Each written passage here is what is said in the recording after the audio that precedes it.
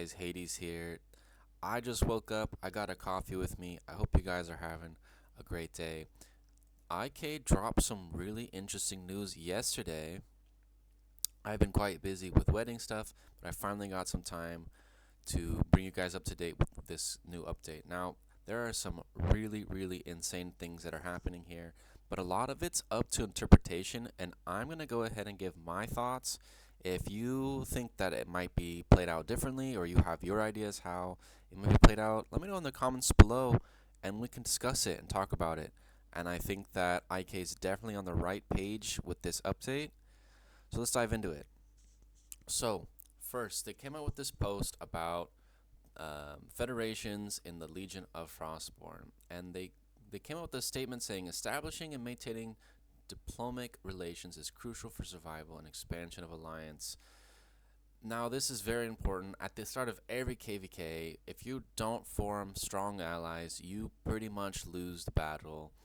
If I mean, I've been in so many KvKs now. The ones where you make strong allies and you have good coordination, it's just so easy. And I think they made it a lot easier now with this new system, and we're going to talk about that. So, you're going to, instead of creating what we have currently, and I'm going to show you, you go in your Alliance tab, you have this little token here called Diplomacy.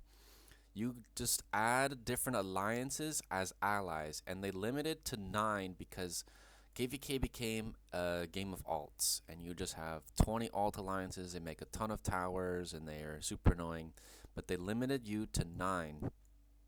But now it's changing again, and it says this: a federation can consist up to 4 alliances. So you only get 4 now, not 9, 4.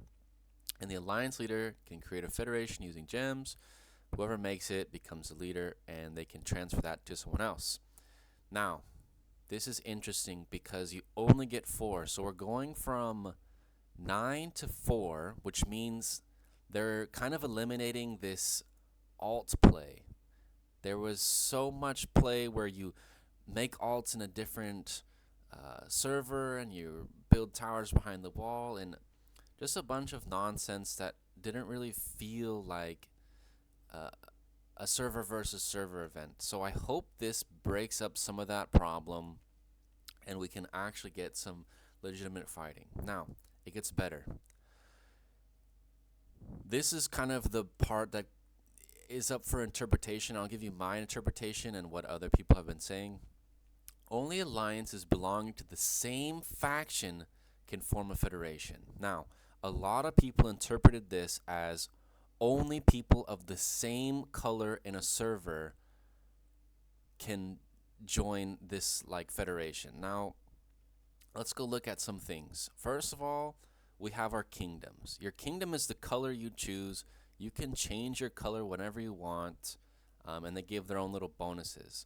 So this is called a kingdom, and here they call it a faction. So I don't believe it's just based on color. Now, it could be alliance color, and when you click ranking, you have this thing that's called alliance faction power, which is talking about factions. So it could be faction, but you can see here again, kingdom is the blue, and kingdom is green, and kingdom is red. So I'm not sure if you're going to have to switch all your teams. Like, do we need to have all the alliances move into green as our, level 10 alliances? Or can we keep the same color?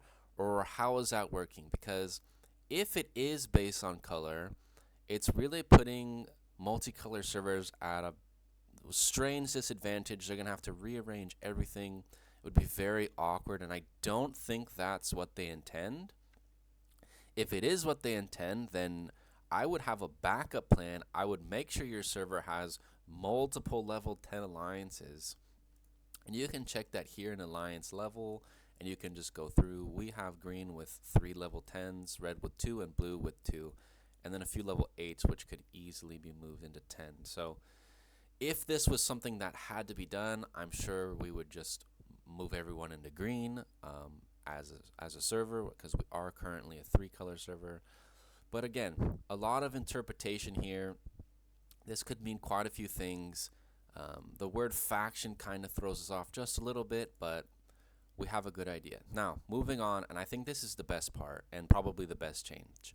Alliances within the same federation can attack cities, checkpoints, garrison cities, checkpoints, thermal towers, donate to a garrison, participate in rallies, defend players within the federation, and attack players from other federations together. Now, this is the coolest thing, and I'll show you why. Let's just say, okay, we're in a KvK and we're aligned with Lion, who's from server 205, right? And they're over here at this gate, and I can now go teleport with them, join a rally with them. They're not with me, they're not in the same alliance, but I can join them. That's my interpretation for when I see this. I can participate in a rally, I can garrison them, I can attack other players together, and I can rally them. I think that's so cool. If this is what I think it is, if you're allowed to join someone else, if I'm allowed to join, let's just say we have alliance power. Like, I'm in SF and IMPK's in my, maybe if it's only within your same server. Now I can join some of the IMPK players without doing this massive shift. You see, we had to do all this, like, you'll see almost all the top players are in IMPK because we planned that to be a strong server, to congregate everyone into the same alliance so they can rally together. But this changes that. You don't need to massively shift your server around and do all this extra planning. It just does it for you automatically. So I think this is one of the best parts of this update, if I'm interpreting it right. Number 2, members of the same federation cannot attack each other or their thermal towers. So you're basically on the same alliance. Like, if you join a federation, you are together in all aspects of the game. Number 3, checkpoints between federations are interconnected. They share city bonuses and city specialties. All participating faction members will receive the city bonuses, first occupation rewards. So this is nice. This is just like having an ally with someone. So there's not much different here. You build a thermal, they build a thermal, and they connect off of each other. The interesting here is that you share the city bonuses and specialties.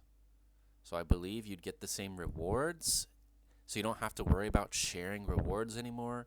That would be nice if that's how it works. And then the city specialties, I believe they're referring to the tactics. If they're referring to sharing tactics, that would also be very cool. I think this would be nice for everyone to just have at the same time.